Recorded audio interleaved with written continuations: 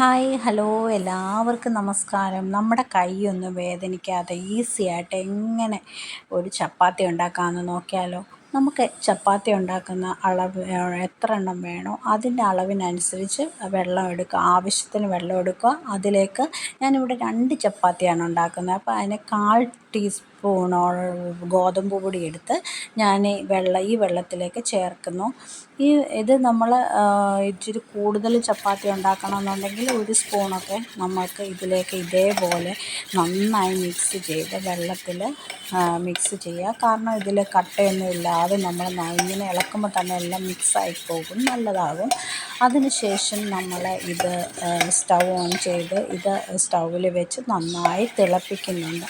കൈയൊക്കെ വേദനയുള്ളവരൊക്കെ എങ്ങനെ ചപ്പാത്തി ഉണ്ടാക്കുമെന്ന് ഒക്കെ വിചാരിക്കുന്നവരുണ്ട്. അപ്പം അവർക്കൊക്കെ ഏറ്റവും നല്ലതാണ്. എന്നിട്ട് ഇതിലേക്ക് നമുക്ക് ആവശ്യത്തിന് ഉപ്പ് ചേർക്കാം. അതിൻ്റെ കൂടെ നമുക്ക് എണ്ണ ആവശ്യമുണ്ടെങ്കിൽ എണ്ണയും ചേർക്കാം.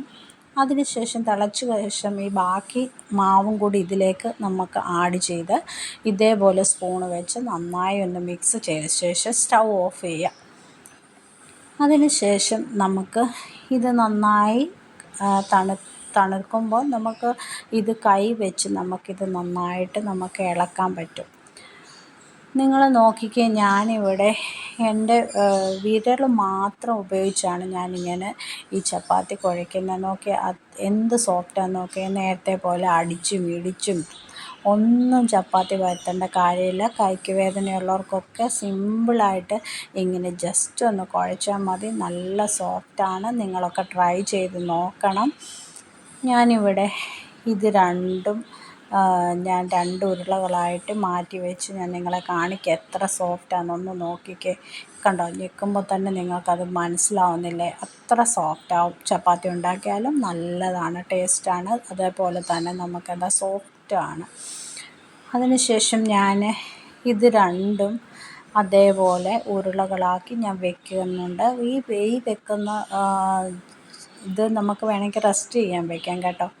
റെസ്റ്റ് ചെയ്തില്ലെങ്കിലും കുഴപ്പമില്ല. പിന്നെ തവ ചൂടാകുമ്പോൾ ഇതേപോലെ നമ്മൾ ചപ്പാത്തി മാവ് ഓരോന്നും എടുത്ത് നമ്മൾ സാധാരണ ചപ്പാത്തി ഉണ്ടാക്കുന്നത് പോലെ നമ്മൾക്ക് നന്നായിട്ട് ഇതുപോലെ പരത്താൻ പറ്റും. അതിനുശേഷം തവ ചൂടാകുമ്പോൾ ഇത് ഓരോന്നും ഇട്ട് അപ്പുറവും ഇപ്പുറവും മറിച്ച് നന്നായിട്ട് അത് ചൂടാക്കി നന്നായിട്ട് ഇത് ഉണ്ടാക്കിയെടുക്കാം. ഈ സമയത്ത് എണ്ണ ആവശ്യമുള്ളവർക്ക് എണ്ണ ഉപയോഗിക്കാം, നെയ്യ് ആവശ്യമുള്ളവർക്ക് അത് അവരോട് ഇഷ്ടമാണ്. അങ്ങനെ നല്ലൊരു സോഫ്റ്റ് ചപ്പാത്തിയാണ് ഇവിടെ നമുക്ക് കിട്ടുന്നത്. എല്ലാവരും ട്രൈ ചെയ്യണേ.